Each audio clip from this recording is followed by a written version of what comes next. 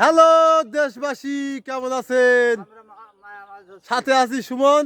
আমার অপরিচিত রয়েছে আমার মশিয়াত ভাই, দেখতেই তো পাচ্ছেন।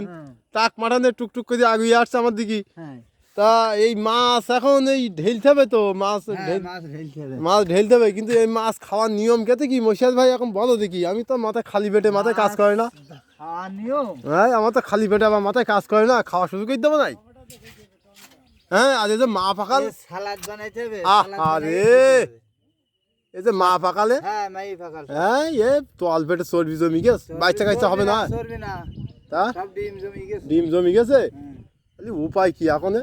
উপায় আর কি, ওর খাওয়া দাওয়া। ওলি কি আয়, তুমি তো পাকাল মাছ খাতে পারো না, পাকাল মাছ ডাক্তারের খাওয়া নিষেধ। হ্যাঁ, খেয়ে সহ্য করতে পারিনি, তাই পাকাল মাছ খাওয়া বন্ধ।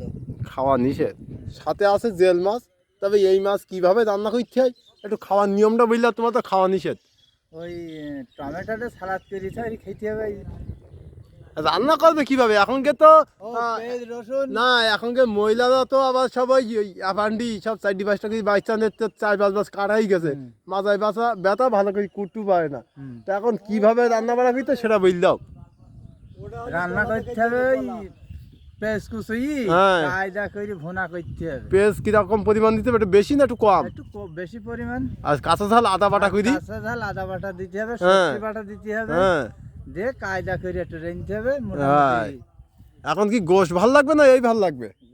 গোশ ছুঁয়েই খেতে হবে। তবে আমাকে মতে আমরা যে খাওয়ার নিয়মটা বলে দিলাম, আপনাদের কীরকম হয়েছে মতামত একটু কমেন্টে জানাবেন অনুগ্রহ করি।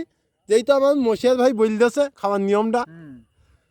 তা যাই হোক, এই মাছের কেজি কিন্তু আমাদের এই যশোর অঞ্চলে প্রায় 1000-1200 টাকা কেজি আড়াটা বিক্রি হয় পাইকারি, তাই তো নাকি? হ্যাঁ।